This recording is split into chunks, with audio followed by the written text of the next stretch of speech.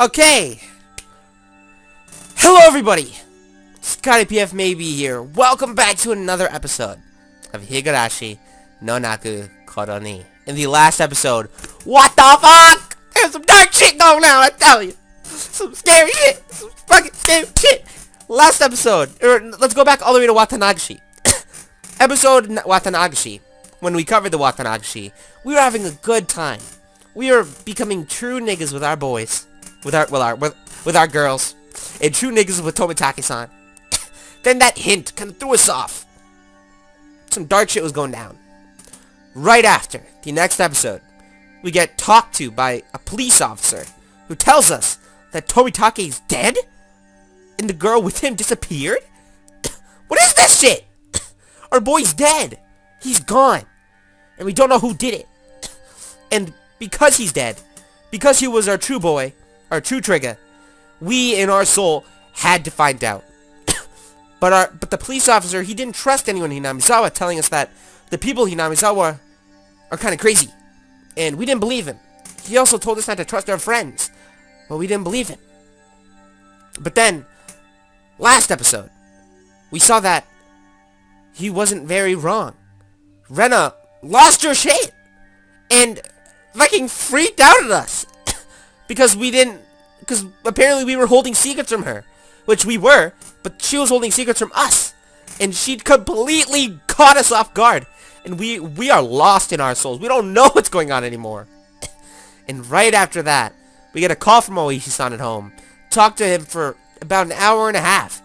And we find out that apparently Rena was sitting outside our room for an hour long. Just listening to our whole convo. That's not good.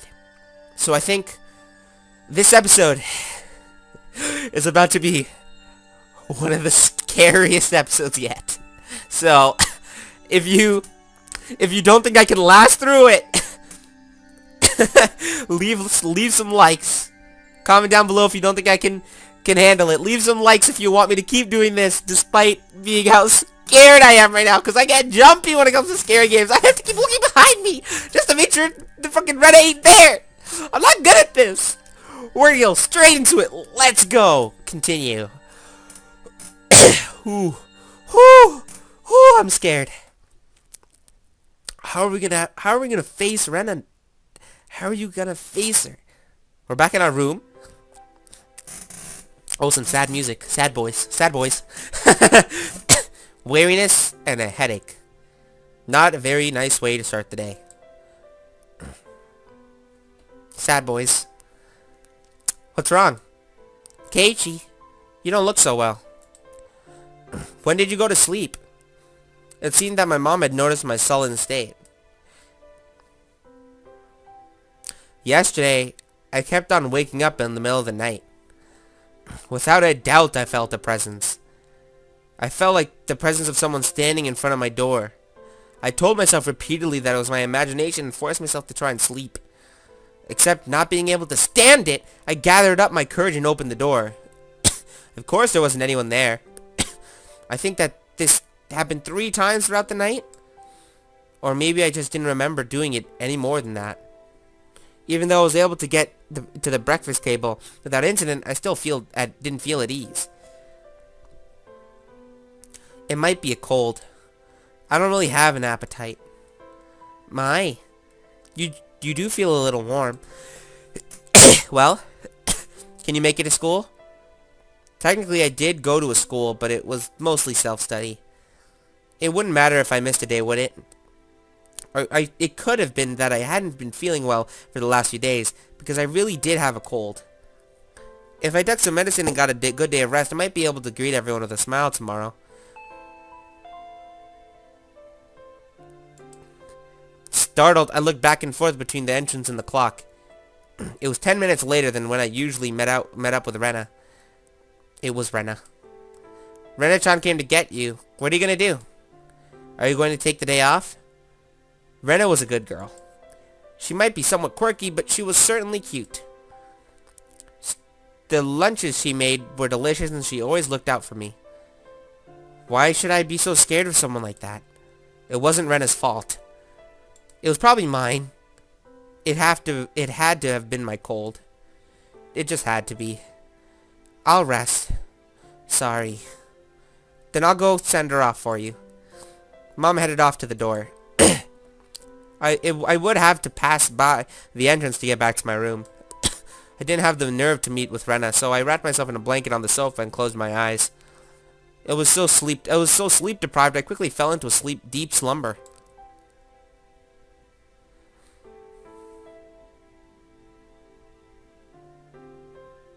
I had only intended to lie down for a bit, but it was almost noon when I woke up. I called out to my parents, but they didn't seem to be around. On the table, I found lunch prepared in a note. Mom and Dad have apparently driven off to somewhere far away.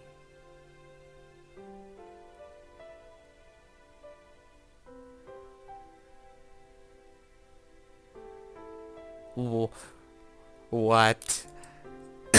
It likely had to do with Dad's work. This happened every so often, so it wasn't that unusual. Okay. I'm gonna be really scared if they're fucking dead.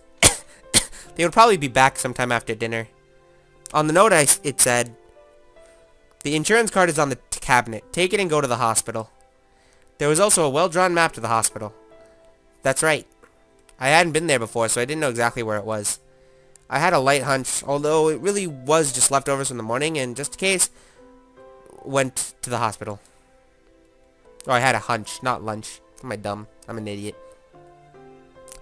God, I'm so fucking scared. Normally, I'd never be here in the middle of a weekday. Just walking around like this had me feeling guilty. It was an odd feeling. Following my mom's map, I took a road I usually never used. After walking for a bit, the hospital sign came into view. The Irie Clinic was written rather stylish on the sign. The clinic wasn't very big, but based on the scale of the rest of the Hinamizawa, it was far too grand. There was a parking lot and even a reserved spot for business or buses. They must be making a mint. I spaced out in the air conditioning waiting room until it was my turn to be seen. My Bada-san, please make your way to the examination room. Man, our character's lost hope in himself. Look at us. We're an American in a Trump world. Why did I have to drop that? I'm sorry. After properly answering all the chatty doctor questions, he responded with the old, "It's probably a cold." They gave me a shot in 3 days' worth of medicine. I thought it was a little overboard, but if it would have cleared the gloomy feeling I had been having lately, then it was worth it.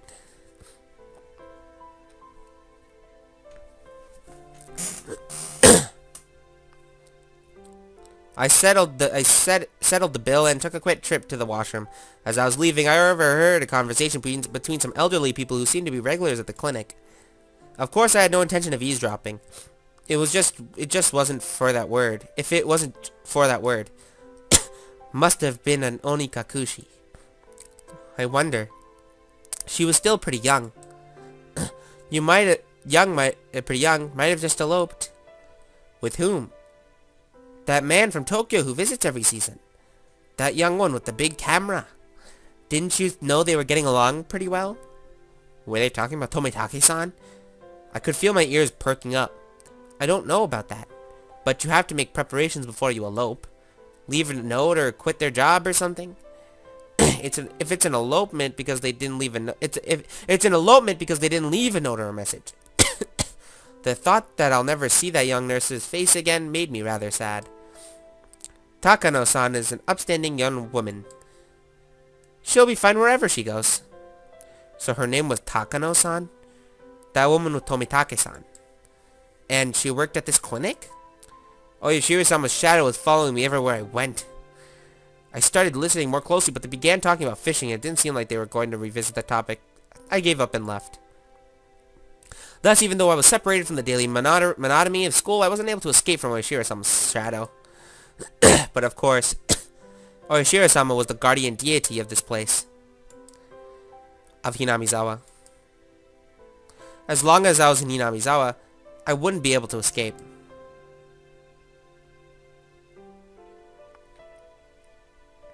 Man, I'm so fucking scared.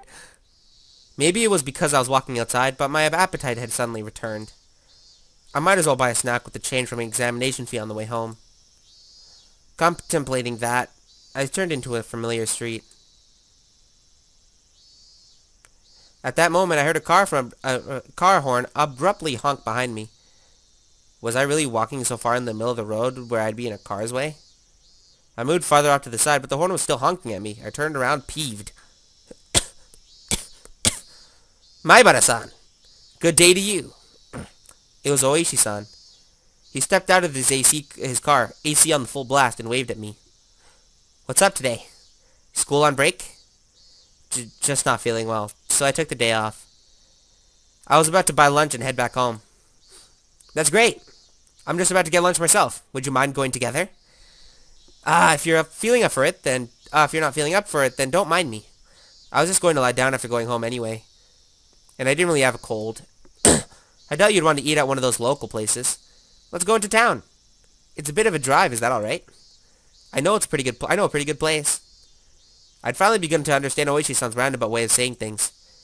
He's probably wanted me to talk about stuff that would be difficult to discuss while in Hinamizawa. Oh, so we're going? Okay. Sure. I went with Oishi-san, riding in his frigid car. It was almost as if the bright sunlight outside was a lie. I'm sorry about calling you so late last night. Did your parents get angry at you? No. I recalled Brenna, who had been listening to the phone conversation all that time, separated from just from me, just by the door. Even now, in the brightness of the sunlight, the thought still creeped me out. With a big bump that jolted the car, the road connected to the city changed from dirt to pavement. My head shiveled back with a sudden realization. That's right. This was where Tomitake-san died. They've hit a snag in the investigation regarding Tomitake-san. Oishi-san spoke while peering at me from the corner of his eye. They believed it was caused by hallucinogens, given how he was clawing out his own throat. But a drug that could cause that to happen so suddenly is extremely hard to come by.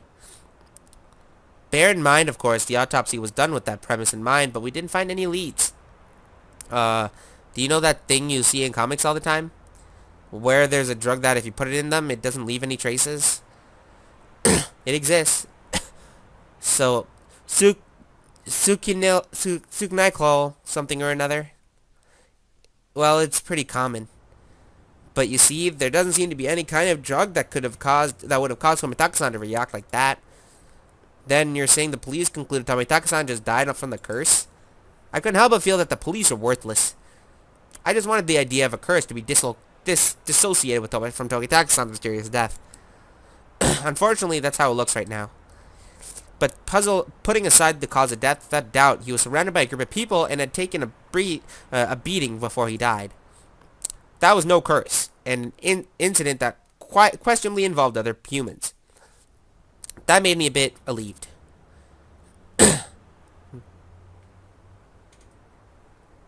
We passed in front of a rather desolate but still busier than Namizawa train station. The car pulled into a restaurant parking lot, and I followed Oishi-san into the shop. It was pretty crowded, but there was only adults at this hour, so of course there wouldn't be any children here in the middle of the weekday. Two, please. Non-smoking. This way, please. When you are ready to order, please call me over. We were led by a peculiarly dressed waitress to our table. I sat with Oishi-san in the booth. So what do you think? Are the waitresses' outfits here cute? Well, huh? Well, I guess. This shop is always quite busy. It's more about the waitresses than the food, you see. Oh, he's a perverted old man. Uh-huh. Oh, Oishi-san, you're leering. Hmm? Am I really?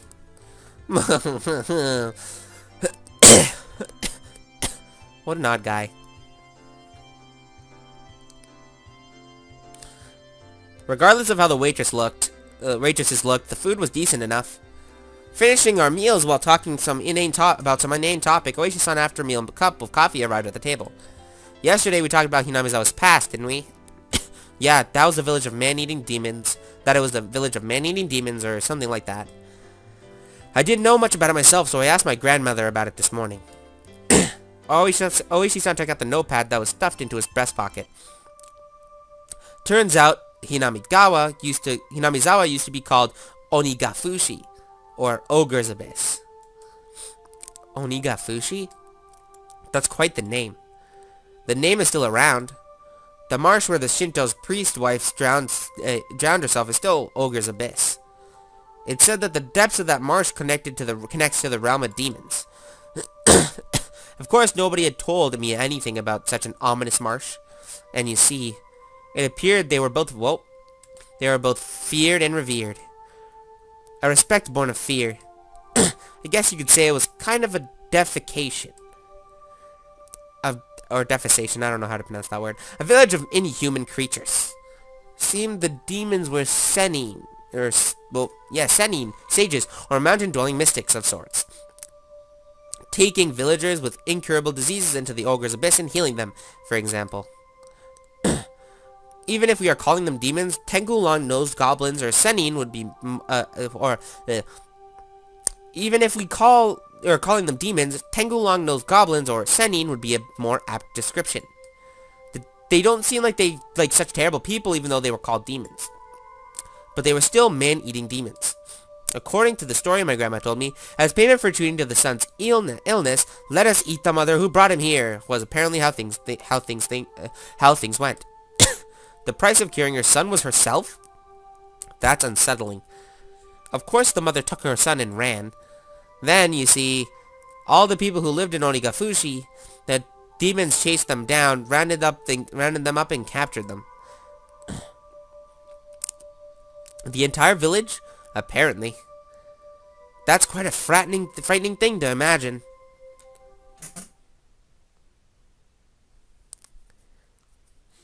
In the end, it seemed both the mother and son were caught and eaten.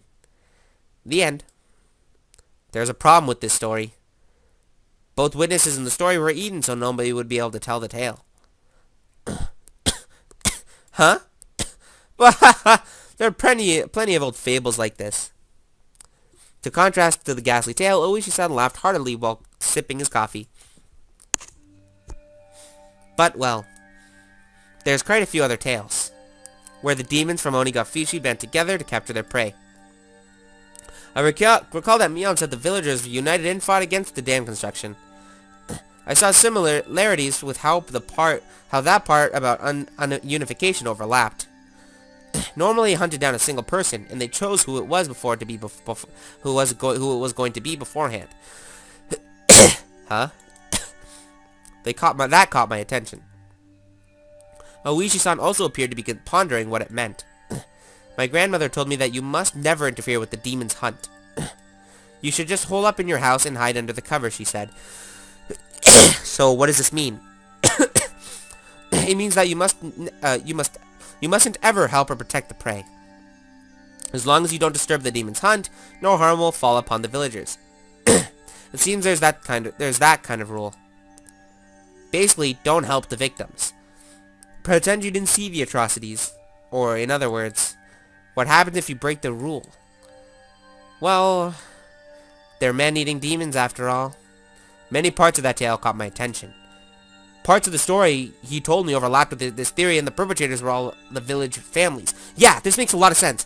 From what I'm noticing, they're probably going to mention it in a bit, but I'm just going to mention it myself just to hurry this up. But it seems that, related to this story, the demons are the people of Hinamizawa, and their prey are the ones who are basically outsiders and stuff like that. So, right now, the reasons why it seems like it's going to be either me or Rena, or our character and Rena, is because of that fact. Because we are the outsiders, because we are different. And that's why Tomitake-san was taken out. That's fucked. Even if it wasn't the whole village, it was conceivable that the villagers were hiding under the covers and leaving them to die when there's a group that was on their hunt, wasn't it? Yeah, and also, the fact that it seemed that Rena has pretty much become one of them, and is now choosing us to be the hunted. It's crazy! I'm so scared now. I didn't dare speak it. Then Oishi-san, I guess it looks like either the village families or a group of villagers perpetrated the crimes? Goddamn it, I have some shit in my throat. What do you think, my Bada-san? Excuse me. Another cup of coffee, please. That's what I wanted to know. It seemed that they were both waiting for the other to say the last part. I waited for the waitress to finish pouring coffee before speaking. Last year, I had a nagging feeling when Satoshi-kun disappeared. Oishi-san muttered as he watched the milk swirl around in his coffee. So, those friends of Satoshi-san, meaning your group of friends, my Bada-san, had a bit, really just a little bit, okay, of background checking done to them. If Oishi-san had said this to me before, I would have been furious since he told me earlier not to suspect my friends. But as I was now, I couldn't. This might sound pretty stupid. My Bada-san, if you feel that it's stupid, please say so. I'll just stop. Oichi-san was wearing the most serious expression that I've ever seen from him. It was as if he was telling me to prepare myself and listen. There were quite a few things I regretted hearing from Oishi-san. But none of them were as threatening as this. A little voice inside me was screaming like an alarm. Stop, Keiichi. This is probably the last one. I took a deep breath and silenced that voice. I would not run from the truth. Please. That was all I could utter. Oishi-san stared into my eyes silently for a few moments. After he was certain I was ready, he began. The victim of the incident in the first year was the overseer. A few years prior, he had an altercation with Miya on Sonozaki-san. Multiple altercations. Oishi-san had said that before Mion had defied the dam project vehemently. Well, it wasn't hard to imagine how she'd be if she got worked up. In the second year, the married couple who supported the dam project died in that incident, right? They had a daughter. Her name is Satoko Hojo-san. The Shinto priest is Rika's mom and dad, isn't it? No way, no way. That's what I'm gonna fucking hear, isn't it? Huh? Satoko meaning Satoko? Oishi-san's look told me that my voice was too loud. I realized it as well and quickly quieted down. The Shinto priest and his wife who died in the third year, you see, their daughter is Rika Furude-san. Oh, her last name is Furude. Rika-chan was? The housewife who died in the fourth year you know already, don't you? It was the step-aunt of Satoko Hojo-san. She was her aunt in uncle's custody, and she had lost both of her parents in the accident. She lived in the victim's house. I could tell my lips were getting dry. I didn't even have the wits to keep my mouth from hanging agape. I had thought it was nothing but a bizarre incident, one that I could easily distance myself from. But clicking and clacking, it all snuck all the way to my feet. The one who disappeared in the fourth year, by the way, he was Satoko-san's older brother. Satoshi is Satoko's older brother? What? Just wait just a second. It took everything I had to finally say that. I gulped down a glass of water and once again wiped my face with a napkin. Calm down, Keiichi Maibara. But Oishi-san was relentless. Instead of waiting for me to finish sorting out my feelings, he started speaking again. The last of the things I shouldn't have heard. All the victims seem to be connected to your group of friends. That just had to be a coincidence. Maibara-san, keep it down. Everyone's looking. Mion, Satoko, Rika-chan. So what if they're connected? You're telling me all of my friends? It couldn't be, it just couldn't be. Oh, Rena is different, isn't she? Rena isn't connected with the victims at all. Rena Ryugu was living in a suburb of Ibaraki Prefecture up until last year. Well, it's true she hadn't directly met any of the victims. She said it in a roundabout way. Or he said it in a roundabout way. Is he saying she's also connected? Actually, I looked into her. Before Ryugu-san moved away to Hinamizawa, she was suspended from school. It seems she went through her school building and broke all of the windows. What? Rena did that? She broke all the windows at her school? That same silly Rena had? I couldn't even imagine it. It seemed that after her 3-day suspension, she didn't return to school. She went to a neurologist and was diagnosed with dysautonomia. She was given weeks of counseling and medication. Dysautonomia? A second, guys. You're going to see less light here. But I'm going to Google what dysautonomia is. Just for all of us out here watching this, or playing this. Dysautonomia.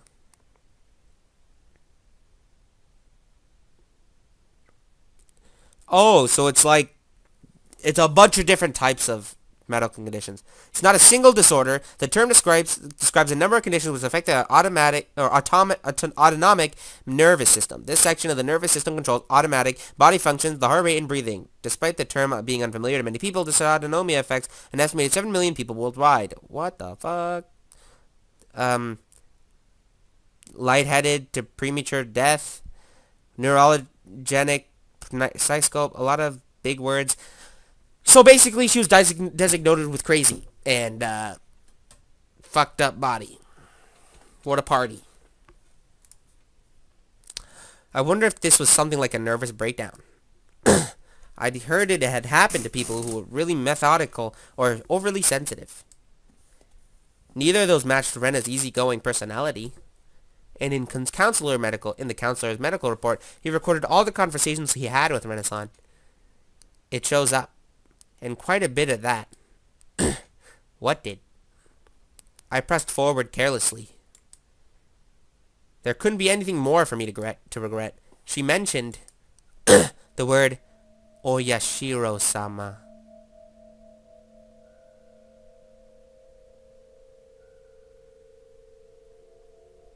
What? It felt like someone's stone-cold hand was caressing my back. Why had Rena spoken of Oyashiro-sama before she even came to Hinamizawa? It seemed that the Oyashiro-sama she spoke of was like a ghost appearing in her house every night. Standing over her pillow, looking down at her. My mind froze. I couldn't process what I was being told. A while after that, she moved to Hinamizawa. Ah, that's right. She's not an outsider. Huh? According to the residency register, the Ryugu family used to reside in Hinamizawa. Renaissance moved to Ibaraki right after she finished elementary school. My mind went completely blank. It was similar to the static you'd see on a blank TV channel. My ears began ringing as I lost all sense of comprehension. Maibara-san, are you alright? Shall we stop? Those words brought me back. I couldn't let it end here. Now I understand, Rena. Then, how about the last victim, Tomitake-san? Who was he connected with? Irritated, I let out one final reprisal. I hope he knows. I wonder if our own character knows. The day he died, we were true niggas with him. All of them. Have you forgotten, my Bada-san? Didn't you all spend the night of the festival together quite merrily? Quite a few of the officers saw you enjoying yourselves. Now there was nothing I could respond with. I felt silent and as my brain turned to mush.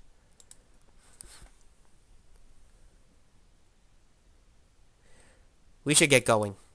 Maibara-san, did you take your afternoon medicine? I'd completely forgotten about the medicine I'd gotten today until Uishi-san said that. I got another glass of water, and we left the shop as I chugged it down. We got in the car and returned to Hinamizawa via the rough road. I never really paid attention when I was on my bike, but did cars normally shake this much? It was almost as if the road was desperately trying to tell me something. But dump. That big jolt was the difference in elevation of the road when it changed from cement to dirt. I was certain that I heard Tomitake-san scream. I sat in silence, just letting myself be shaken by the car. I'll drop you off at your house. You missed school because you were ill, correct? My apologies for the long conversation. Why did you talk to me? I blurted out that question. Really just blurted it out. I didn't expect an answer. I did check with you first, didn't I? If we should just stop. Not that. Why did you reach out to me? I understood quite well that Aoishi-san was investigating the string of suspicious incidents. But why was he telling me all this? I knew nothing and I couldn't help. Everything Oishi-san spoke of was news to me. First of all, what could I have having just moved here now? By chance, if there was a reason for Oishi-san to reach out to me, then it would have to be that I looked suspicious to Oishi-san, as I was part of Mion's circle of friends. I'm retiring this year. I plan on moving away after retiring as my grandma wants. So while I'm still on the case, I want to bring the truth behind this incident to light. So, Aoishi-san, you suspect them, don't you? All of them. Aoishi-san didn't really give a response. It felt a little late, but I thought it was his way of showing a bit of consideration for my feelings. This is mostly my intuition from 30 years on the job. Maibara-san, you're the one in danger. Huh? I wanted to reply with that. I wanted to reply with that was absurd, but in my down-rotten state, I couldn't bring myself to say it. I'll be retiring this year, so I won't be at the Watanagashi next year. So I want to settle things.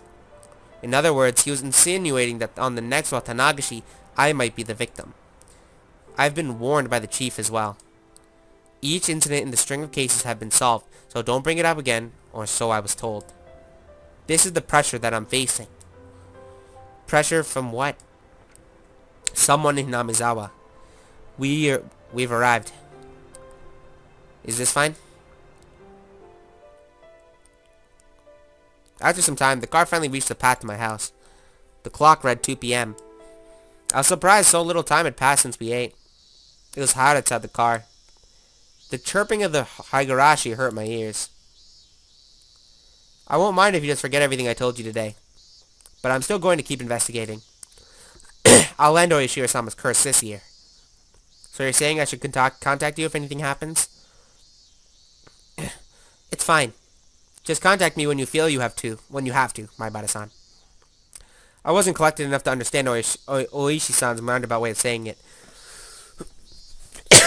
Man, I fucking hate having shit in my throat. Be sure to take it easy. I'm sorry for throwing all this at you while you're taking the day off because you're sick.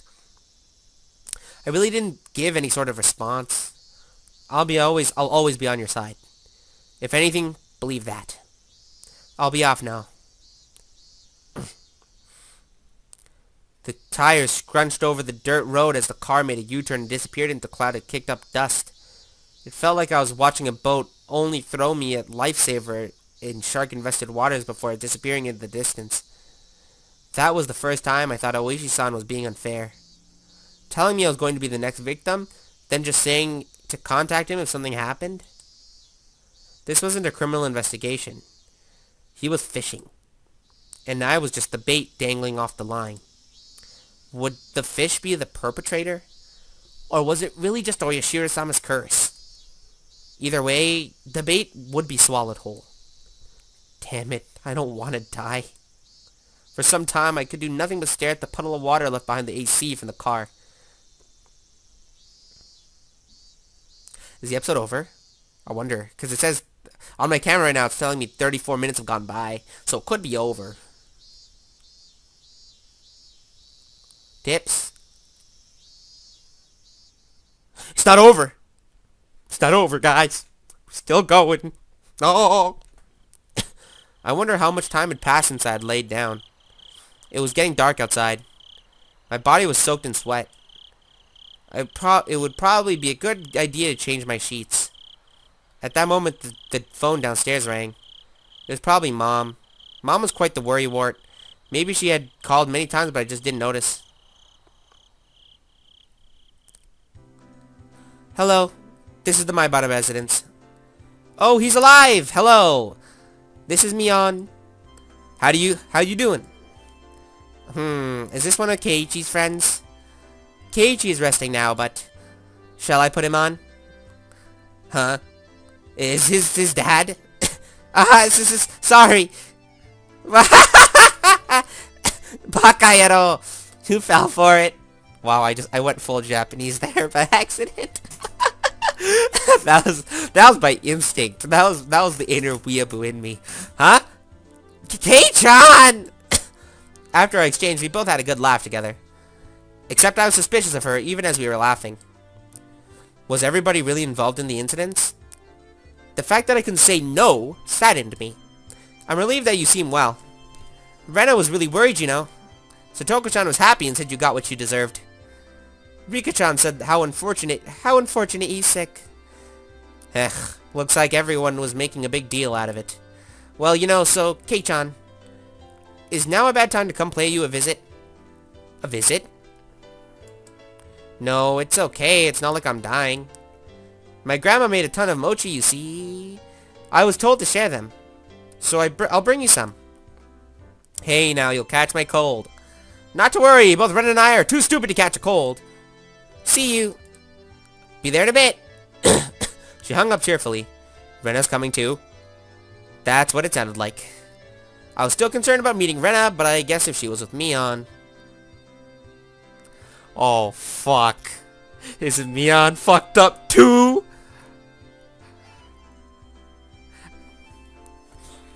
Okay. I have to prepare myself, because... right about now, I've seen a GIF of the anime of this next scene.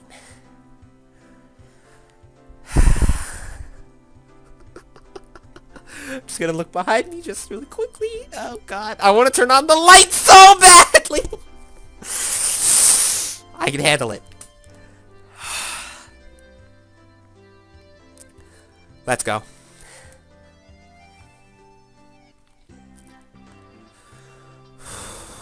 How are you feeling? Did you take your medicine and rest? I did just that. Thank goodness you look well. I was worried. Sorry, I'll be fine by tomorrow. Mion showed a complete lack of concern for someone who's recovering, and Rena looked like she was worried about me from the bottom of her heart. It didn't look like there was anything behind those expressions. I thought we might hang out for a bit, but it looks like you're just not in quite the condition for it. You don't say. It seemed like my face appeared a bit sullen. Then here, Keiichi-kun. These are the mochi Michan's grandma made. Rena held out a package wrapped up in newspaper. There might be about 5 in here. It was quite hefty. Thanks. Send my regards to your grandmother, Mion. Yep. There's one that I made in there as well. I wonder if Keiichi can guess which one. This is Kei-chan's homework since he missed the club meeting today. There was a letter on each mochi, so I'll ask you tomorrow. Were you checking if I was feeling better, or did you just come here for co-activities? Yep, looking fine. Guess you'll be able to make it tomorrow. Man, where are you going? What are you going to do if my fever comes back because of your shenanigans? Michan, we shouldn't be making such a racket. Let's go. There are other people here. The other people here will just get angry. Both of them thought my parents were home. It was because the entranceway was a mess. You're right. Let's get going. By the way, Kei-chan. Yeah? The music. Oh.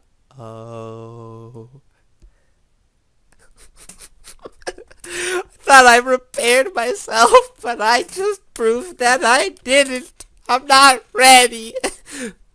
What did you eat for lunch? The sudden question startled me, and I went wide-eyed when I saw Mion. I had never seen her like that. It was a highly unsettling vestige. But why is she asking me what I ate for lunch? What she said was so inane, it was almost meaningless. The way she said it, it was almost like she didn't even care about at all what I ate.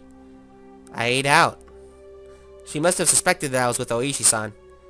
Anyway, I felt as if I hesitated or tried to change the subject, then they'd read too deep into it, so I tried answering as quickly as possible. Except, contrary to the efforts I made, there was a pause before they replied. What? So you ate out for lunch, Keiichi-kun. The glimmer from Rena's eyes had changed at some point as well. It was now sharp, as if to make me feel the faint ignorance behind her words even more. As if she'd already knew that's how it looked to me. Well, was it good? Well, why are you asking me this? Mion was speaking in an unusually low tone, almost as if she knew that I had eaten at the restaurant in town. No, I'm overthinking this. I mean, both of them must have been in school at lunchtime. There was no way they could have known where I was. Seems you were with a rather austere-looking older guy. Who was he? Oh my god! Flop. The package with the mochi I was holding slipped out of my hands. Oh no. I could tell the blood had drained from my face, making me go pale. Oh? Keiichi-kun. Who was he? Could it be the person from before, I wonder? I could feel the back of my throat going dry. This was no longer a bluff. They knew everything? How do you know that? It took everything I had to finally force those words out from my throat. My throat is dry too, and I'm so fucking scared. My knees were shaking. Because there's nothing this old man doesn't know. Mion sneered knowingly, and her laugh seemed to carry on forever. So, Kei-chan, what did you talk about? It seems like you got pretty worked up over it, too. We weren't even talking about you guys. It didn't have anything to do with you or Rena. Oh, no. Isn't it a bit strange to hear our names come up even though nobody asked about that? My Barakun. You dumb! You idiot! We are fucked! We're dead! It's over! Bad ending! I didn't even get choices! Maybe looking at the tips was a bad idea and I just should have been oblivious? What did I fucking expect? What did I expect from a game I knew was gonna be scary? Okay, let's keep going. Rena's unwavering gaze pierced through my eyes and peered further inside me. I dug my own grave. My heart was throbbing so much it felt like it was going to explode. Well, whatever you're trying to hide, this old man already sees through it all. Remember that. I couldn't even shake my head. I took everything I had to stop my teeth from chattering. She never let her gaze break from mine, as if she tilted her head slightly. Keiichi-kun, you don't look so good. I think you should lie down. That's true. We should both head back home.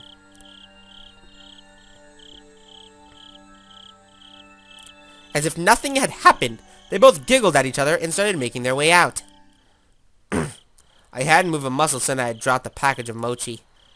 As they left, the door slowly closed behind them. All I could do was stare, as if I couldn't move until the door was completely closed. Just as the door was just about closed, it opened again slightly with a sudden creak, sending my heart racing once again. An angle eye peered in through the narrow slit, and Mion's gawking gaze peered at me once again. See you, Kei-chan. Yeah. I'd hate it if you miss school tomorrow, alright? Thud. The door closed.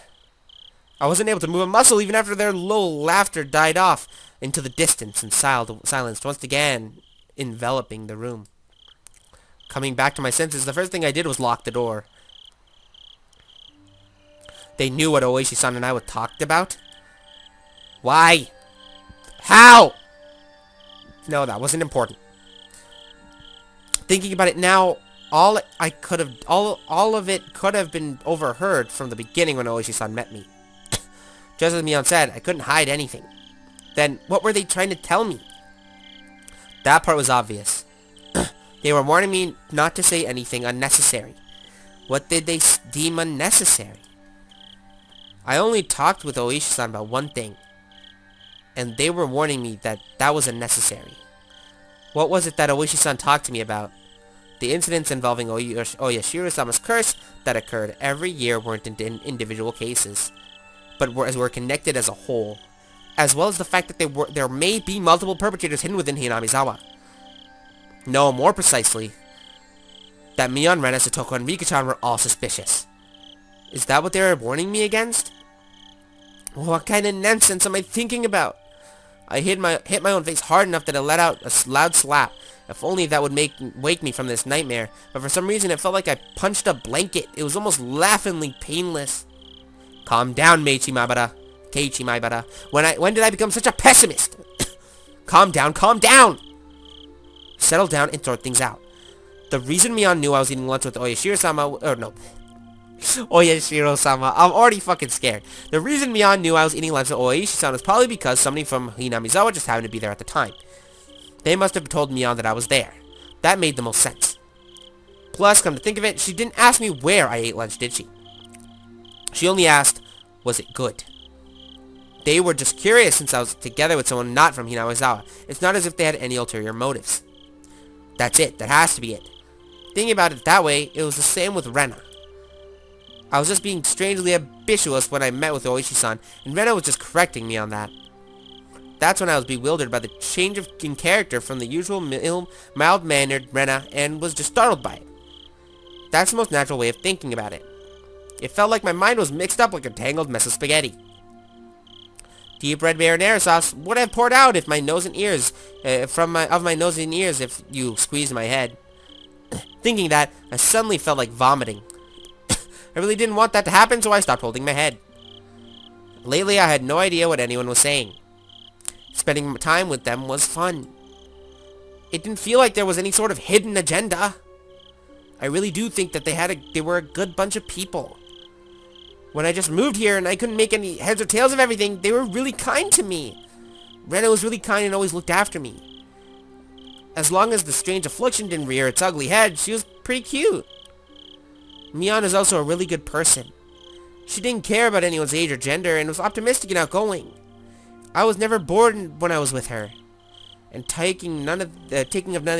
not ever getting bored, rambunctious Otoko was a good person for that too. She was pretty bratty, but she was just the way she interacted with others. Now, that was just the way she interacted with others. Rika-chan was the same way. She didn't speak often, but that didn't mean she was always silent. They're my friends. But after hearing of the better untold stories of Hinamizawa from Oishi-san and Tomitaki-san, and when I was told about Oishiro-sama's curse, things started going crazy. Then hearing from Oishi-san that Mion, Rena, Satoko, and Rika-chan were all suspicious. After that, everyone changed. That's right. It all started getting weird after Oishi-san told me about all that strange stuff. At the time, I really should have just not listened to those weird stories. And I shouldn't have heard about the past incidents on Tomitaki-san the night of the Watanagashi. If I just hadn't gotten that strange sense of curiosity, if I just hadn't... That's right. So that's why they fucked... Or, what? Killed, I guess? Killed? I'm gonna say fucked. That's why they fucked Tomitaki-san. That impudent outsider speaking to the likes of me after everybody went out of their way to keep it a secret from me. They'll probably kill... Or, well, they'd probably blank Oishi-san as well. Or fuck Oishi-san as well. For trying to unearth what everybody was warning me was better left buried. Besides that, he was unforgivable for spewing words that made me doubt the others. Of course, a guy like that is going to be fucked. Both Tomitaki-san and Oishi-san were nothing but outsiders after all. They were entities who couldn't coexist with the people of Hinamizawa. Those guys should just fall to Oishi-sama's curse and just fucking die. It wasn't their fault. It was my fault for not being able to hold back my curiosity. It wasn't their fault. It wasn't their fault. It wasn't their fault. It wasn't their fault. It wasn't their fault. It wasn't their fault. Oh shit, he's broken. I settled into a daze. It was a lethargic feeling that I had just gotten up, but the ominous chill that haunted me had subsided. I was fine now. I was no longer frightened. I'd completely recovered. I'll go to school tomorrow, right as rain. I'll greet everyone. I'll take part in club activities. Definitely be fun. It had to be fun. I was one of them after all. Ah, that reminds me. I need to eat those mochi.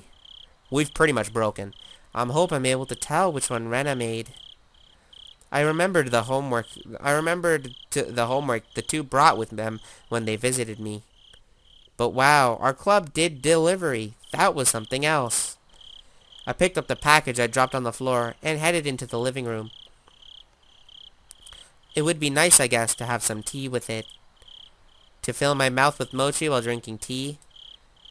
Oh, this was quite a delectable situation I was in.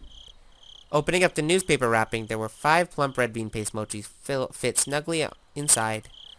There were letters written from left to right on the newspaper, A, B, C, D, and E. Now then, they said Rena made one of these. I wonder which one. There wasn't much difference in how they looked. They smelled and appeared about the same. This was a pretty difficult problem. The biggest difference was probably their shape. I wasn't sure what kind of person Mion's grandma was, but Rena had to be different from hers. Looking carefully, I could see one mochi that was made very neatly. So well that just by staring at it, one could tell it stood out. It looked like this challenge depending on whether or not this one's is Rena's. I calmed down and think even harder. Mion had said that her grandma made a ton of them and was told to give them some out, if I remember correctly. So that meant 4 of these were from that large batch. Then what about Rena? She probably only made 1. So she probably spent quite a bit of time on it. Meaning the one that Rena made was E. For a moment I thought it may have been a trap Mion laid, as she knew I'd pick up on it, but that probably wasn't the case. I wouldn't be so sure if I knew Mion had made it, but since she made Rena she knew Rena made it, or said Rena made it, it probably wasn't a trap. Alright. My tea is ready too. I'll start with the defending champ, Mion's grandma. Let's see. Not bad. The smooth bean taste and soft, chewy texture felt little to be desired. The tea I drank afterwards also accentuated this experience. This was an exquisite piece of work. Now how about Rena's? The creation was so delicate one would think it was a high-class Japanese dessert. Since I normally had quite the appetite, I was slightly worried about the size of the portion. But well, first a bite. This is quite a difficult one to judge, actually. The ingredients were exactly the same as the little difference in flavor. Well, the difference was how it was shaped at the end, so it was to be expected. So the deciding factors would be presentation and volume. The well-informed and well-sized champion versus Rena the challenger with just a size you just couldn't get enough of. I'd only had taken 1 bite of Rena's. I would probably have to wait until after I was done eating to make my decision. Maybe there was something hidden inside that could cause an upset. Choo. It seemed like my prediction was right. My tongue touched something. It didn't feel like something edible, so I reached in with my fingers and grabbed it.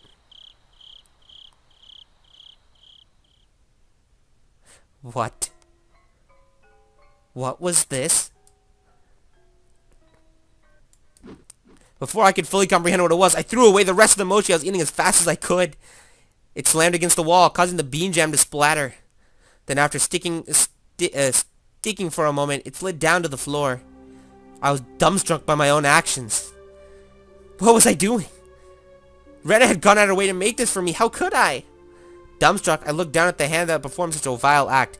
Then I remembered what I had taken out of my mouth. At first, I thought it was a hair.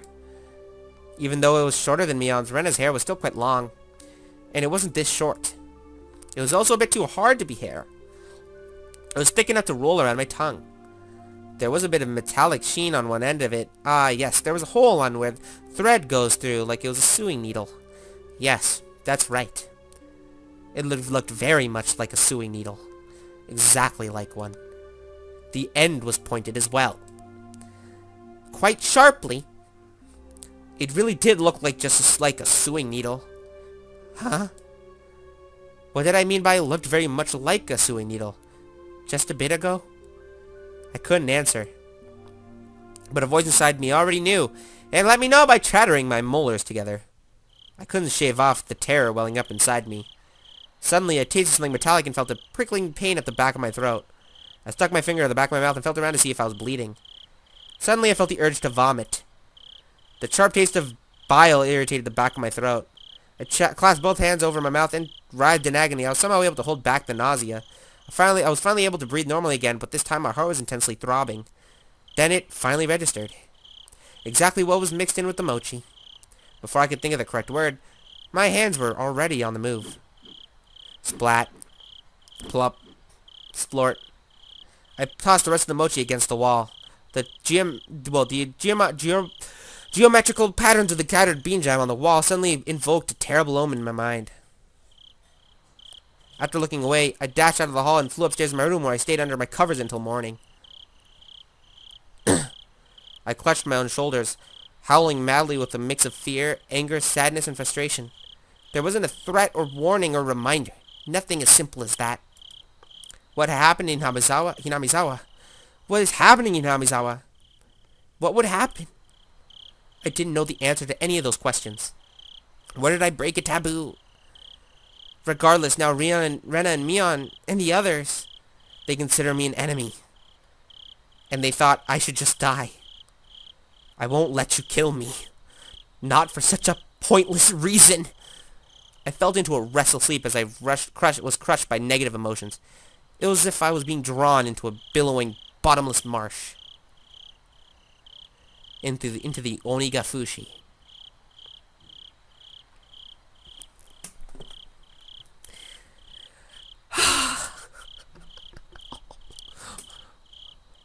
Holy shit. I'm shook. I'm legit shook right now. We're gonna read these hints and end the episode. What is a drug that makes you commit suicide? Fuck, man. Oh, hey. Let's cut to the chase. Is there a drug that causes someone to kill themselves? Not directly, no. That's quite a roundabout response.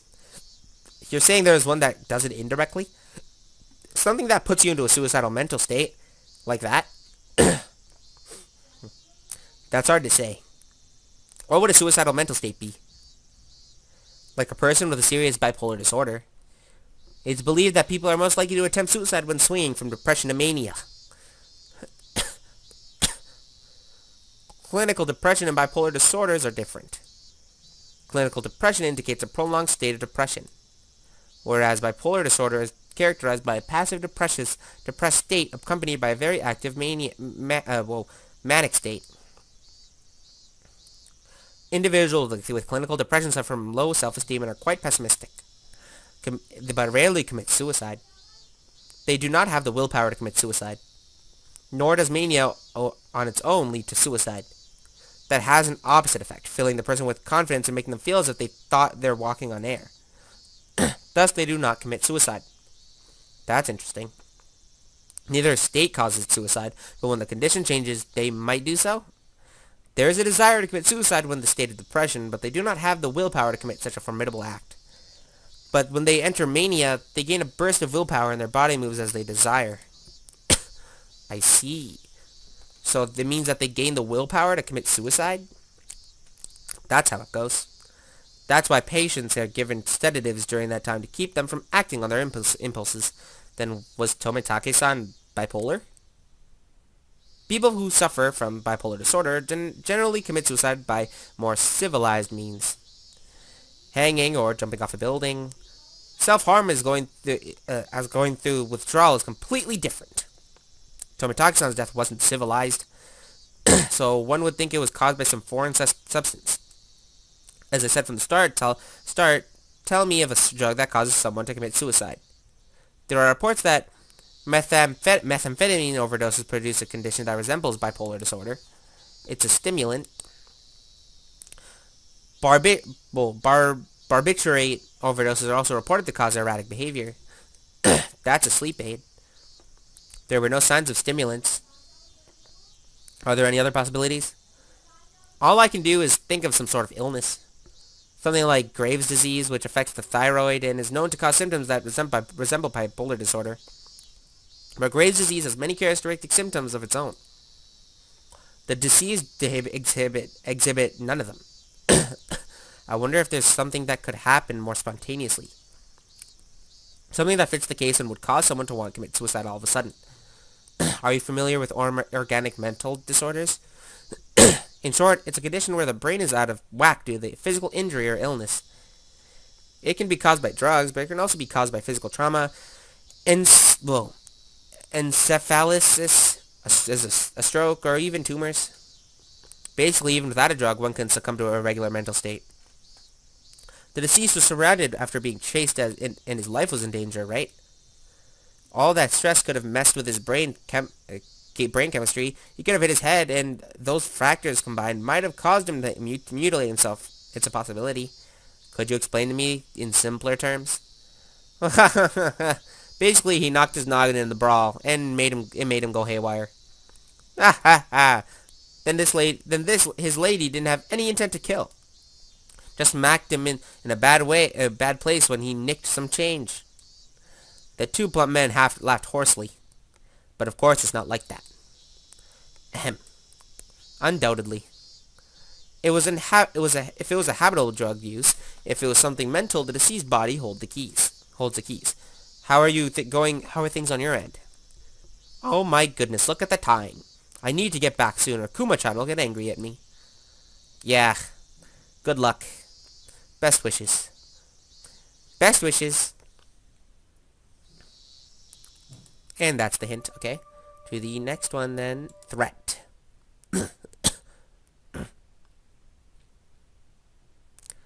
Where is this? Those guys just now. They had national diet badges. Then it's prefectural assembly member and city councilor Sonozaki. Mion Sonozaki's family? That's interesting. The prefectural assembly member and city councilor are related. It's dirty. It's what it is. Shouting out each other's names during elections? While one is up for election, the other one holds an assembly and they double up their campaign activities. Blatantly. I don't know much about this stuff, but isn't that against the rules of the election? As long as they have no prior consultation, there are no restrictions on their political activities. Kuma-chan, the investigation division is going to be pretty tough for you. You should at least brush up on election policies. I'm not suited for intelligence division. 'Cause I'm dumb.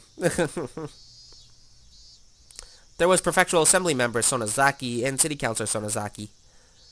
Also, the mayor of Hinamizawa. All of them involved with the Sonozaki family. What crap. Looks like they were seen off by the department chief and deputy chief. It came to me.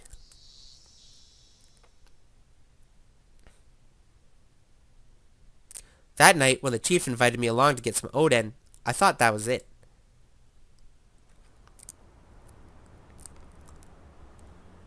What's going on? You have a lot of connections, so you might have heard something. Did you? Nope. Not a thing. Ma'am, I'll take a tofu fritter and fish cake. Well, counselor barked at me at the police stead. Oh my, is that so? Ma'am, I'll take another bowl. Prefectural assembly member Sonozaki and city councilor Sonozaki were both intimidating. Our snot-nosed career police chief couldn't even handle being yelled at them. They're like Yakuza. A petition with your name came up regarding the investigation of the Hinamizawa incident is being handled. Goodness me. I've not the faintest. No need to play dumb. You're reopening the past cases regarding Hinamizawa, aren't you?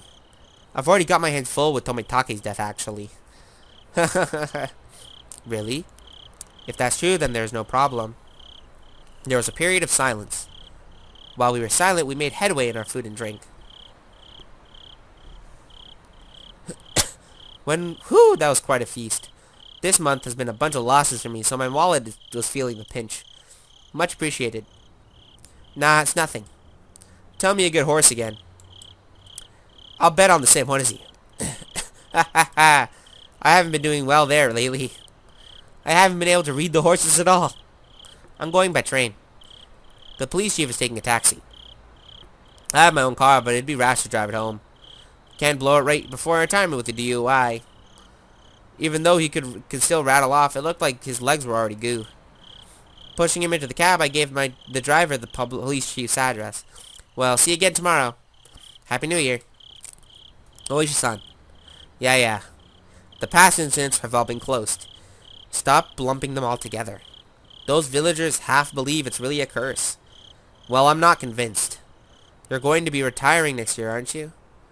Weren't you going to pay off your mortgage with your pension and move up to Hokkaido with your mom? Mother pines to return to the land of her birth.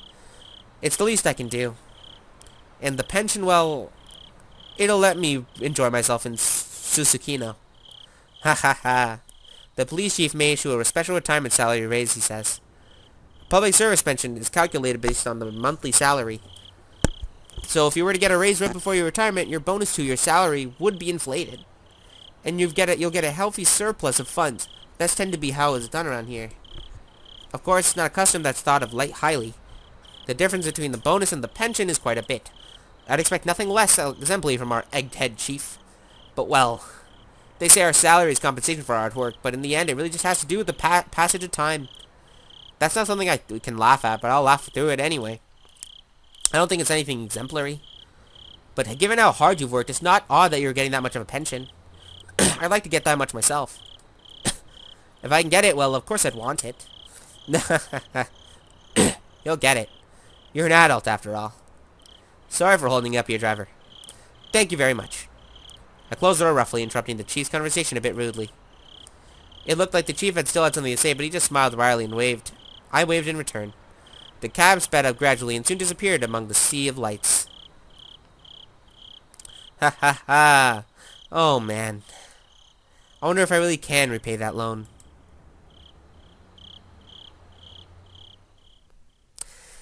Alright. That's the end of today's episode. That was crazy. I had to repeatedly prepare myself because my soul is just not good at taking things. So thank you guys for watching. In the next episode of Higurashi, I think things are just going to keep getting darker and darker. We might be very close to the end. So I'll see you guys next time. SkyPF may be out. See you guys later.